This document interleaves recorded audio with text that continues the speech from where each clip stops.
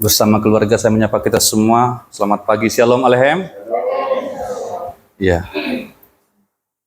kita bersyukur pada pagi ini kita boleh mengalami lawatan Tuhan, hadirat Tuhan yang terjadi di tengah-tengah kita dalam ibadah kita. Saya selalu bersyukur ketika ada momen-momen perayaan yang kita lakukan sebagai orang Kristen. Karena sejauh yang saya pelajari, kekristenan adalah satu-satunya kepercayaan di mana Tuhannya melakukan segala yang baik bagi umatnya. Secara nyata, secara faktual, kita mengenal Allah yang menyatakan diri melalui firman-Nya dan juga melalui karya-karyanya, terutama karyanya bagi kita umat manusia.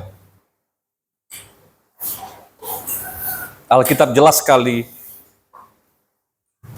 menyatakan bagaimana Allah yang luar biasa dalam karyanya, Allah yang menciptakan kita. Kemudian kita jatuh di dalam Adam dan Hawa. Setelah jatuh, manusia itu ditebus. Itu juga karya Allah. Dan setelah ditebus, kita dikerjakan sampai menjadi mulia seperti Kristus. Amin. Itu semua merupakan karya Allah. Ketika kita hilang, Allah mencari. Ketika kita jatuh, Allah mengangkat. Saat kita telanjang, Allah yang turun tangan untuk menutupi ketelanjangan kita. Ketika kita binasa, Yesus Kristus yang menyelamatkan kita. Sekali lagi, saya belajar, saya tidak menemukan hal semacam ini di tempat lain. Saya katakan tadi, saya selalu terharu dengan momen-momen perayaan kita. Karena kembali, setiap perayaan kita itu adalah intervensi Allah kepada manusia. Intervensi Allah dalam sejarah.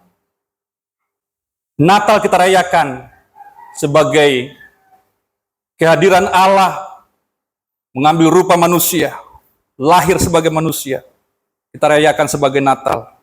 Jumat Agung kita rayakan, itu pun karya Yesus Kristus, di mana Dia mati untuk menggantikan hukuman kita, untuk menggantikan semua kutuk kita. Kemudian hari Paskah, Yesus Kristus itu bangkit dari kematian untuk memastikan bahwa Dia menang atas dosa dan maut. Kemudian Dia naik ke sorga. Kita rayakan saat ini. Ini pun sebagai momen yang sangat penting. Karena saya buatkan di sana, Dia naik ke sorga, Dia pergi untuk kembali. Amin. Dia pergi untuk kembali. Jadi, semua yang Tuhan urusi, semua yang Allah urusi adalah tentang kita. Semua Allah lakukan untuk kita. Seperti slogan anak muda yang jatuh cinta, apa sih yang enggak untukmu? Amin. Tidak ada sesuatu yang tidak untuk kita. Tuhan lakukan semua untuk kita. Dan kembali, saya tidak temukan ini di tempat lain. Maka saya tidak mengerti mengapa ada orang beriman meninggalkan kekristenan atau meninggalkan imannya. Ya, padahal iman kita sesuatu yang luar biasa. Allah itu sungguh-sungguh nyata bagi kita. Ya, bukan hanya ajaran. Gaul kemarin menyampaikan, kekristenan bukan hanya ajaran, ini dan itu, ini dan itu. Tetapi sungguh-sungguh Tuhan itu datang, amin. Tuhan lakukan semua untuk kita. Kita sedang belajar dalam kitab Hosea. Waduh, betapa brengseknya itu Gomer. Ya. sudah dinikahi oleh Hosea, dia pergi lagi kepada kekasih-kekasihnya yang dahulu, kepada mantan-mantannya. Itu gambaran Israel yang sudah ditebus, tetapi kembali lagi ke kubangan. Ya, itu kita. Sudah diselamatkan, sudah ditebus, kembali lagi ke dosa. Tetapi tetap Tuhan berurusan, Tuhan mengurus kita. Tuhan tidak pernah lelah.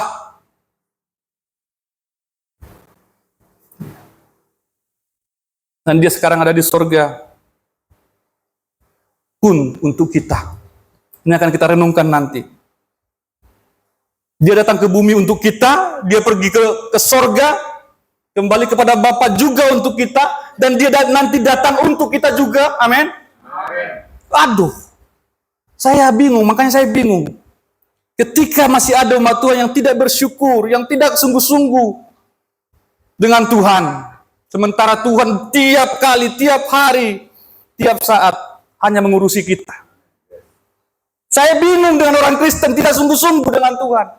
Padahal tiap hari, tiap detik Tuhan mengurusi kita.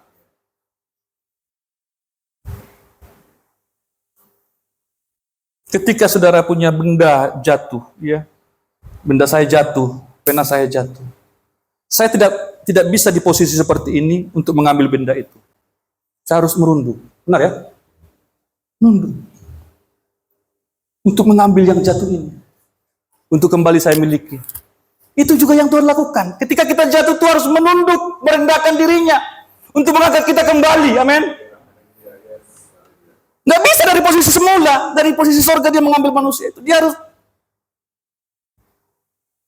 Kita bukan jatuh di atas meja. Mungkin saudara menggambarkan saudara jatuh di atas lantai. Tapi kalau saya ini jatuh di jurang. Saya ini jatuh di jurang, Bapak Ibu. Ya, di jurang dosa itu. Jurang maut itu. Maka dikatakan oleh Petrus, pun Yesus Kristus ke jurang maut untuk menarik kita kembali. Amin. Dia begitu sayang sama kita. Tapi bukan seperti yang Brian, siapa nama itu? Brian Danuarta itu. Tuhan sayang sama lo, tetapi beda pengertiannya. Tuhan sayang sama lo, terus suka-suka lo aja. Yang penting Tuhan sayang sama lo. Bukan begitu, saudara.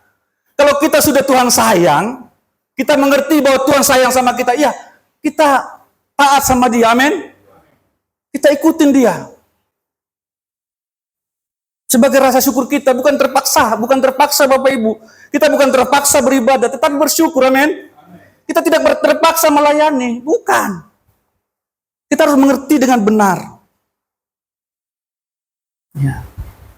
Karena Tuhan sudah lakukan semua untuk kita. Tuhan telah lebih dahulu mengasihi kita. Tuhan lebih dahulu menyayangi kita. Tuhan lebih dahulu melayani kita.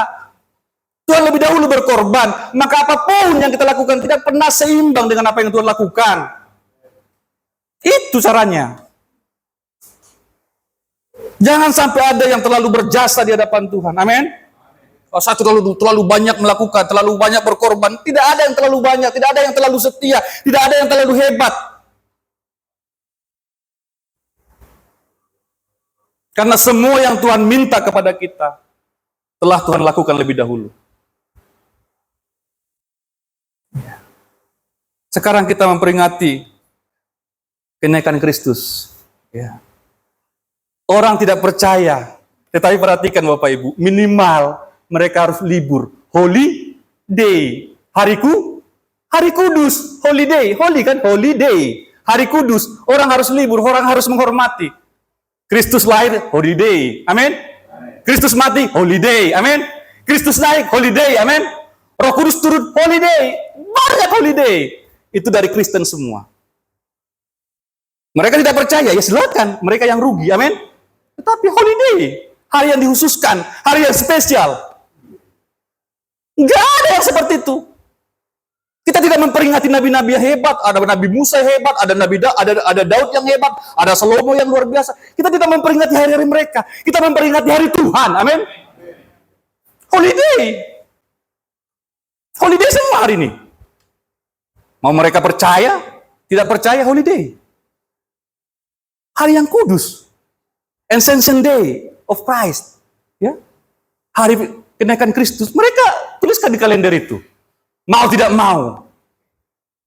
Berapa banyak hari libur kita dari kekristenan? Ya kan? Yesus lahir, holiday. Yesus mati, holiday. Yesus bangkit, holiday. Yesus naik ke sorga, holiday hari ini. Bentar lagi Roh Kudus turun, holiday. Amin ya? Amin. Itu semua hari Tuhan. Tuhan yang mengintervensi sejarah. Mengapa kita tidak merayakan hari nabi-nabi kita? Ya kan nabi-nabi juga berdosa. Tetapi ini hari Tuhan. Hari di mana Tuhan mengintervensi sejarah.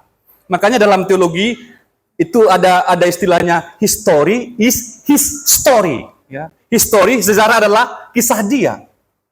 Alkitab adalah kisah dia dengan umatnya. Amin. Kisah antara Allah dengan umatnya, itulah Alkitab.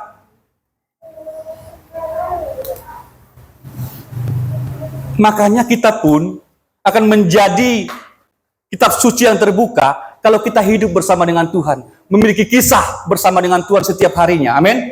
Tuhan akan membaca kita. Dia sedang hidup bersama Tuhan. Dan itu yang terjadi sepanjang Alkitab. Orang lain, orang kafir bisa melihat bahwa Daud hidup dengan Tuhan. Bahwa Musa hidup dengan Tuhan. Bahwa Daniel disertai oleh Tuhan.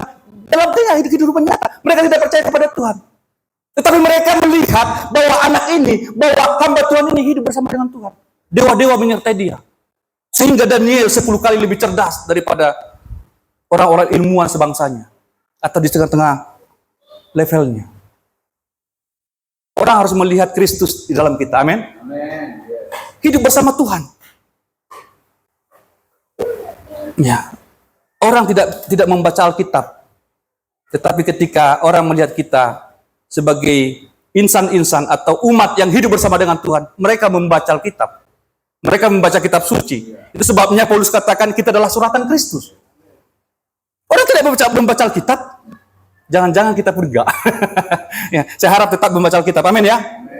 Ya, baca Alkitab. Dan hidupi itu.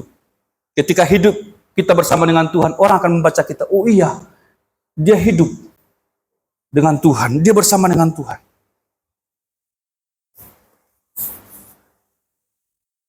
Ya. Saya selalu bangga Bapak Ibu sebagai orang Kristen. Karena nilai iman kita itu begitu unggul. Saya tidak ngomongin agama lain di sini. Tetapi saya belajar nilai iman kita itu begitu unggul. Secara logis, secara kronologis, secara psikologis, semua aspek iman kita itu unggul. Amin. Jangan meninggalkan Kristus karena harta, jangan meninggalkan Kristus karena jabatan, jangan meninggalkan Kristus karena cowok, cewek, karena apapun. Iman kita, Kristus itu lebih unggul, lebih tinggi nilainya dari apapun. Tidak ada yang sebanding dengan iman kita. Tidak ada yang sebanding dengan Kristus.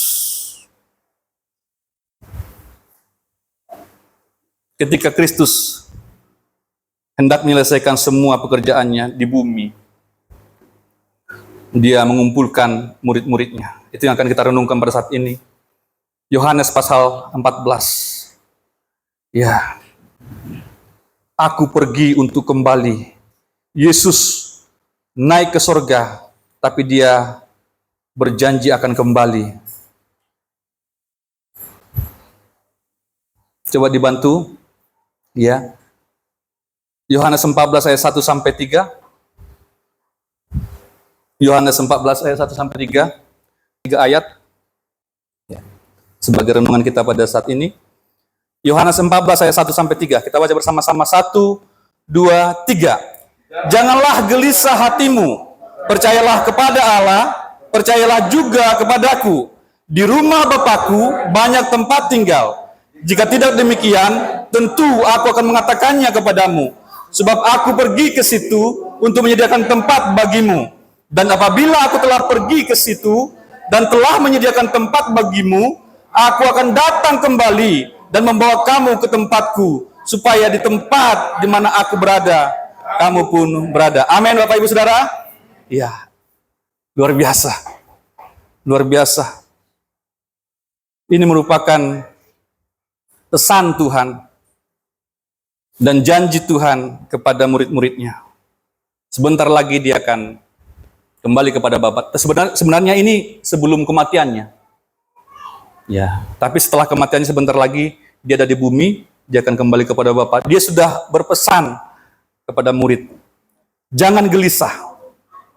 Artinya jangan muram kamu, jangan gundah gulana hatimu, jangan gusar, jangan engkau risau.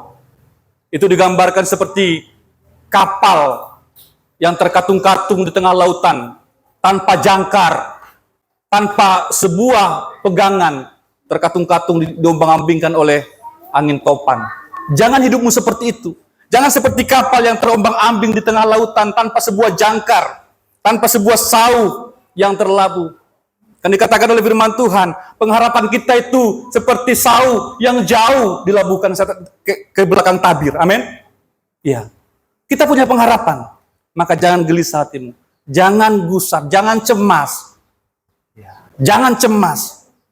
Walaupun aku sebentar lagi akan pergi, tetapi engkau jangan gusar. Jangan sampai di hatimu tidak ada damai.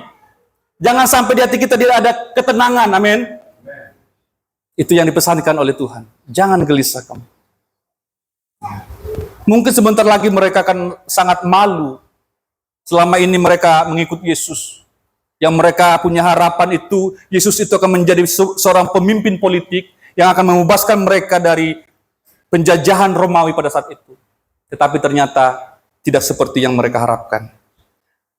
Mungkin mereka juga sebentar lagi tidak punya lagi seorang yang mengayomi mereka. Karena selama ini Yesus itu adalah pengayom mereka, guru mereka. Setiap kali ada masalah, Yesus datang. Yesus hadir dengan mujizatnya. Tetapi sebentar lagi, Yesus tidak ada lagi. Itu sebabnya Yesus berpesan, jangan gelisah hatimu. Jangan gelisah hatimu.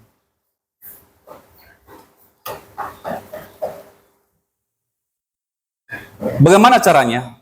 Yesus juga sampaikan, supaya engkau jangan gelisah, percayalah kepada Allah. Percayalah kepada Allah dan percaya juga kepadaku, Yesus. Ya. Jadi Bapak Ibu, obat dari gelisah itu percaya kepada Tuhan. Percaya kepada Tuhan adalah obat bagi gelisah kita. Believe, amin. Believe. Lebih daripada kemampuan kita berusaha, bekerja, mengusahakan segala sesuatu. Percaya kepada Allah itu adalah obat bagi gelisah kita, bagi cemas kita. Mengapa kita gelisah? Ya karena kita mengandalkan diri kita. Mengapa kita gelisah? Karena kita mengandalkan uang kita. Mengapa kita gelisah? Karena kita mengandalkan koneksi kita. Sementara semua itu dapat berubah. Koneksi kita bisa kehilangan kontak. Kita kontak dia, dia sibuk. Duit kita di bank juga bisa hilang. Jadi jangan berpikir aman kalau duitmu banyak di bank ya.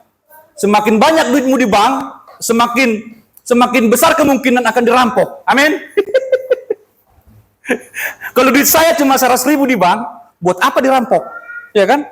Tapi kalau duit Pak Utagaul ada 30 M di bank, waduh, gelisah dia. Wah, gimana duit saya ini? Gimana itu mah? Kenapa nggak bisa tidur Pak? Ya duit kita yang 30 M itu. Aman enggak itu? Mau diambil dari bank, taruh di mana, ya kan? 30 M. Tapi taruh di bank, nanti diambil si Aliong. Gelisah. Gelisah. Kita mengandalkan koneksi kita, ada DPR ini, A, B, C, D. Telepon si A tidak bisa diangkat, telepon si B sibuk. Gelisah. Sementara kebutuhan mendesak. Gelisah. Cemas. Terombang-ambing. Tetapi kalau kita percaya kepada Allah, itu adalah obat gelisah. Amin.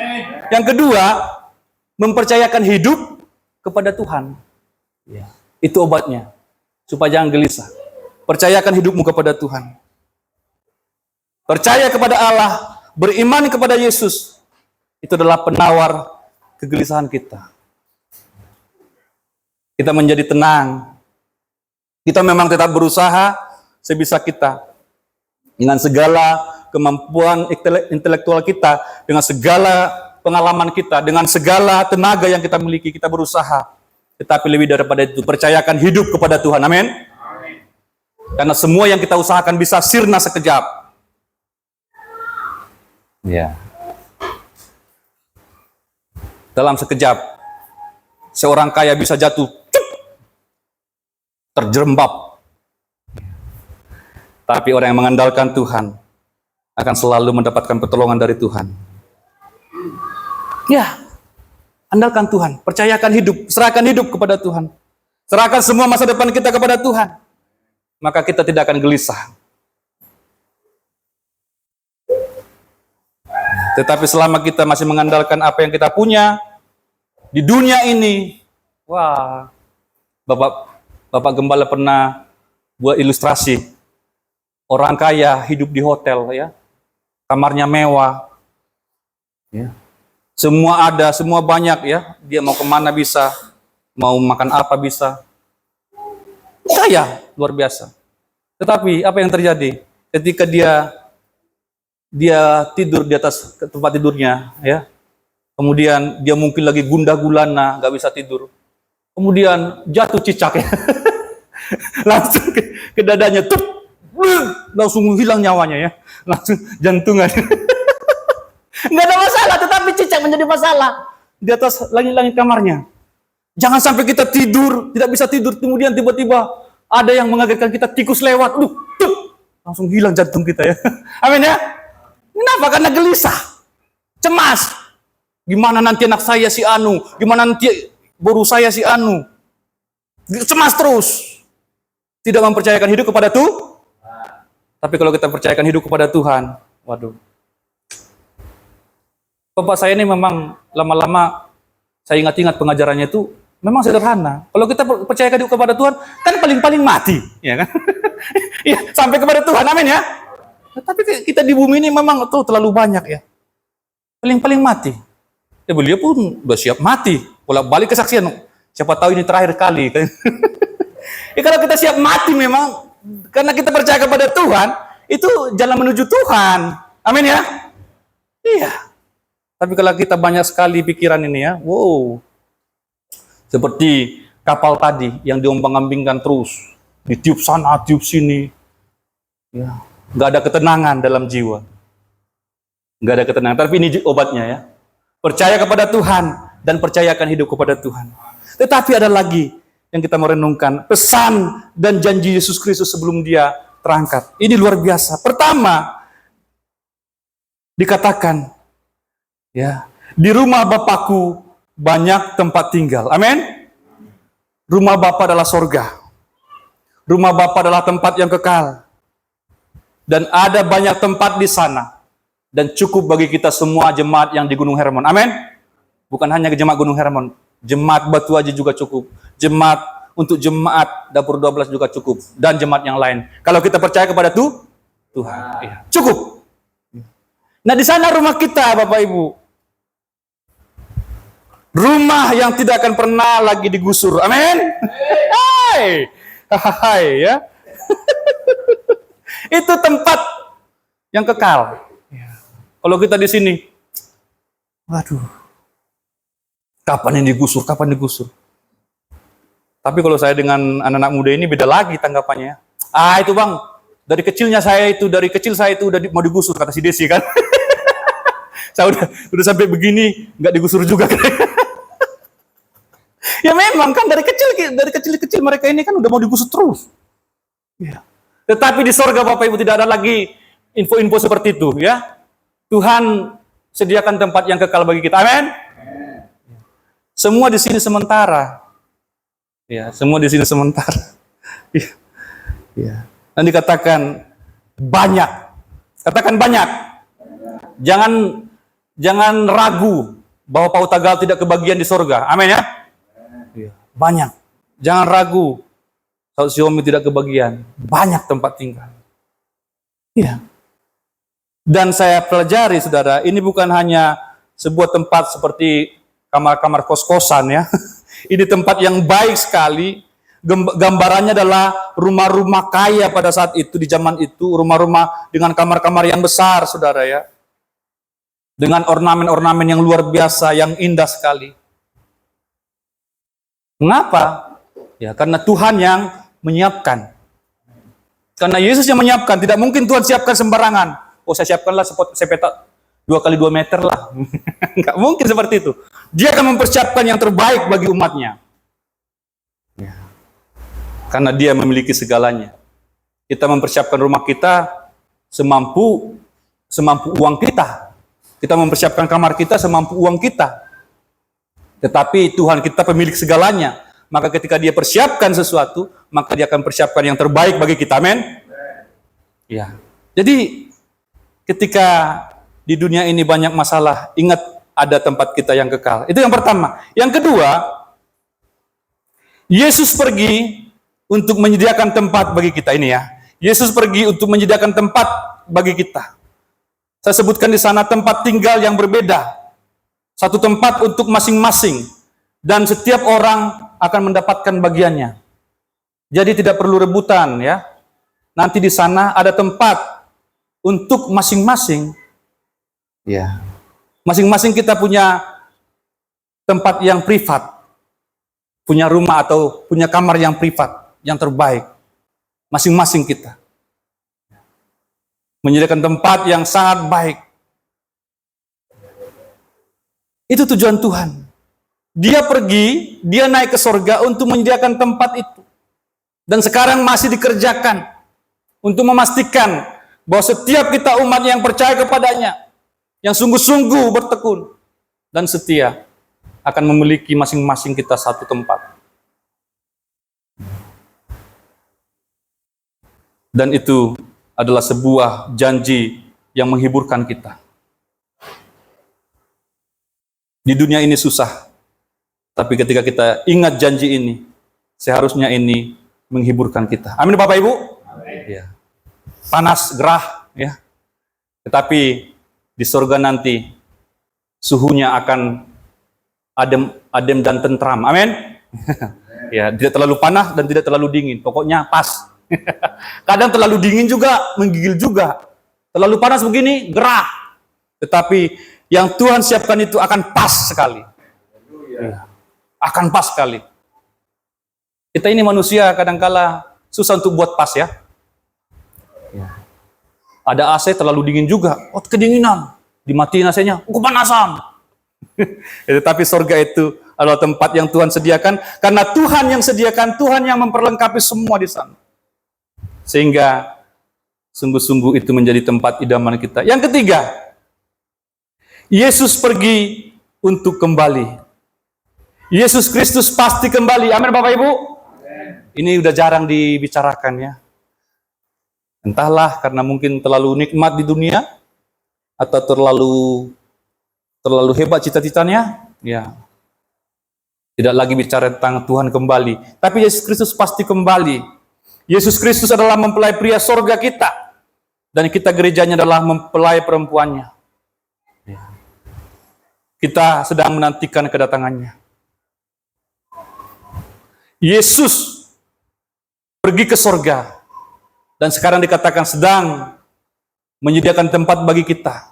Dan saatnya nanti ketika tempat kita sudah tersedia, sudah siap semua, maka dia pun pasti datang kembali. Dia pergi untuk kembali. Yesus pergi untuk kembali. Nah, ini janji Tuhan. Dan sekali lagi, ini pun saya tidak temukan di tempat yang lain Bapak Ibu. Tuhannya datang. Tuhannya datang untuk menjemput umatnya.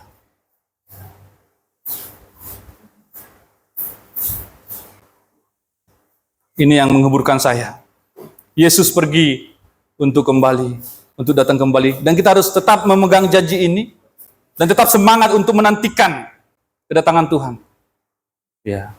Kita tetap percaya bahwa Yesus pasti datang kembali. Ini juga sudah banyak orang tidak percaya. Hati-hati dengan pengajaran sekarang. Yesus pasti kembali. Yang keempat, Yesus akan membawa kita ke tempatnya. Amin, saudara? Ya, Yesus Kristus akan menjemput kita. Saya perhatikan juga di sini. Waduh, Tuhan ini luar biasa ya. Sebelumnya sudah datang untuk menyediakan keselamatan itu, untuk menyelamatkan kita. Kemudian dia pun pergi untuk menyediakan tempat bagi kita sekarang ini. Dan ketika tempat kita nanti sudah selesai dibangun di sana, dibuat di sana, ini gambaran untuk kita supaya kita bisa memahami apa yang Tuhan kerjakan. Dia pun nanti akan turun.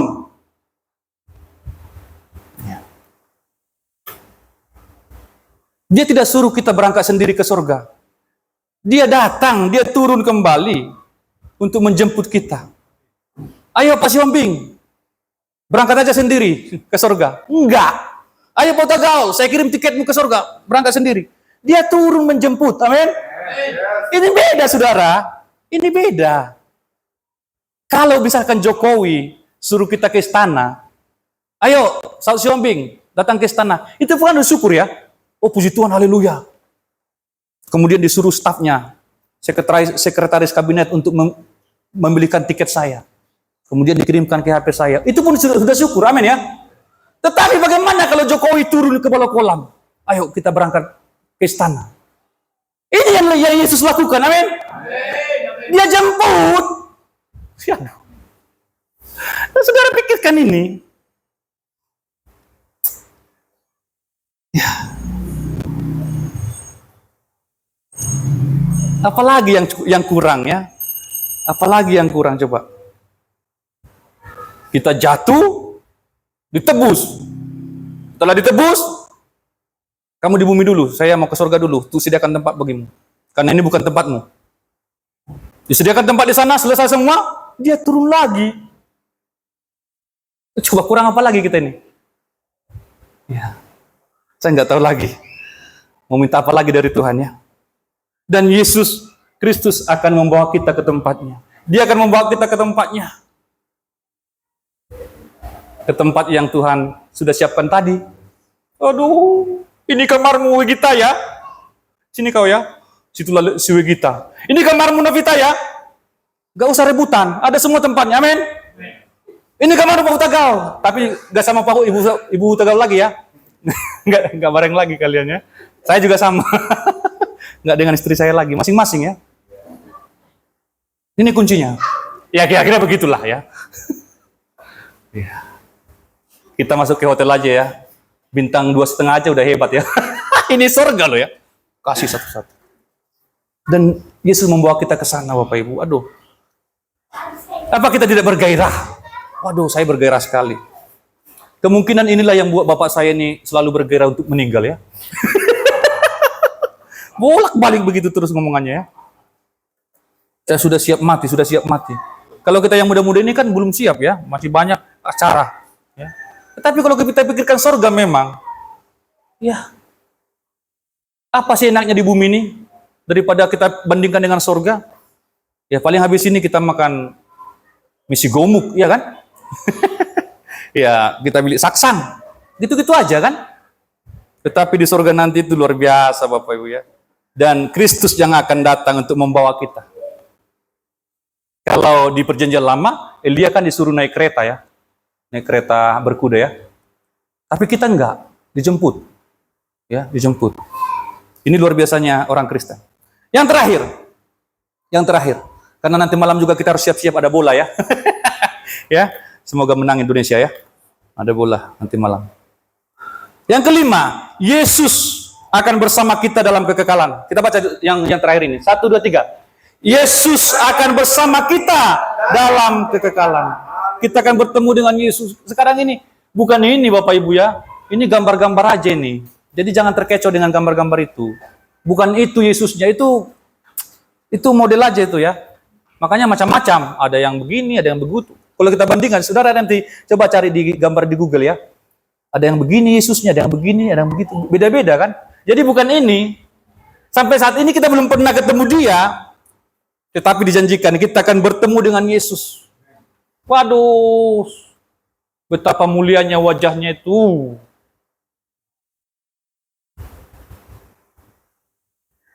Saya pernah mendengarkan dosen saya ya. Menyampaikan. Mengapa para murid, ya, rasul-rasul itu matinya itu sangat mengenaskan. Hampir semua mati mengenaskan.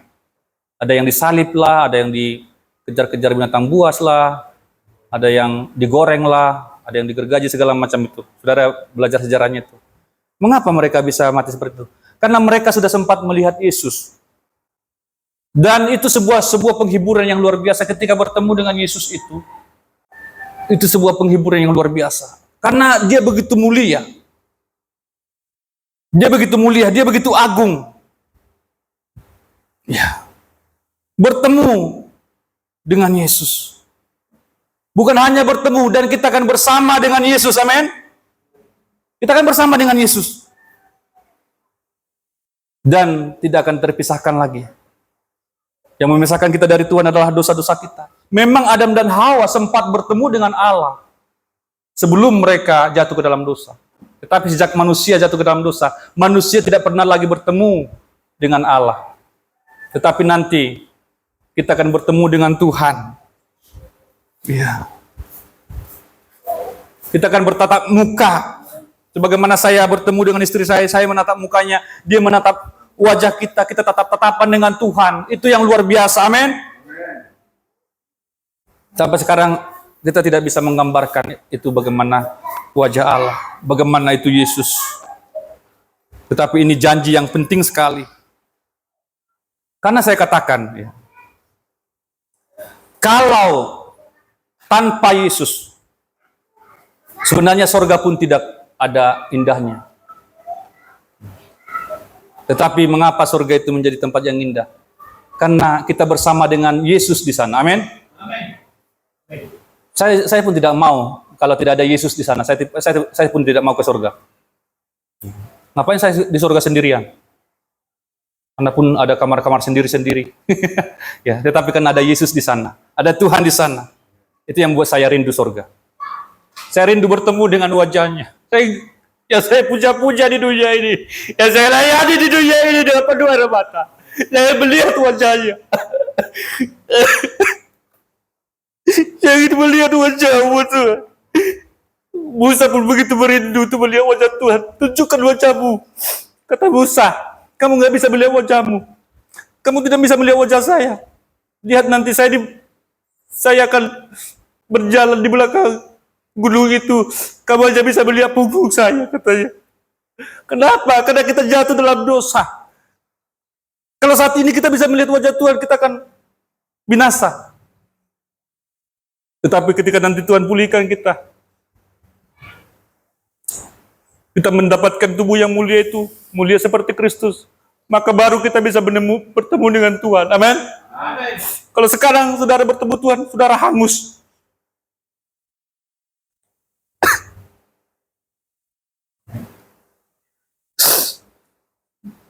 Mari saudara rindukan Tuhan lebih daripada apapun. Itu begitu indah. Saya katakan, surga tanpa Tuhan, surga tanpa Yesus tidak ada indahnya.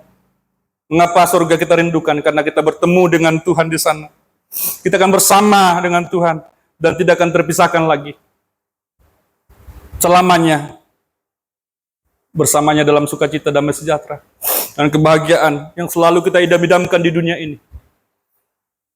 Kebahagiaan, kesenangan yang kita bisa alami itu hanya incip-incip saja di dunia ini. Tetapi di surga semua murni. Tidak ada lagi perkara, tidak lagi air mata, tidak ada lagi hal-hal yang menyakiti kita. Semua kita akan mengalami hal yang sukacita bersama dengan Tuhan kita. Di surga, Yesus sedang mempersiapkan tempat bagi kita. Tapi jangan lupa, selama kita di bumi ini, mari kita siap untuk surga. Amin. Selama kita di bumi, mari kita siapkan dirimu untuk menjadi mempelai perempuan Kristus itu.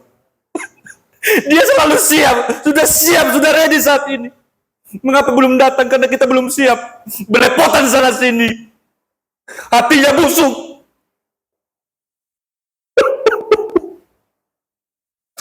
Siapkan hatimu. Siapkan hatimu. Karena dia begitu indah, terlalu luar biasa bagi kita. Siapkan sungguh-sungguh. Gunakan waktumu sungguh-sungguh.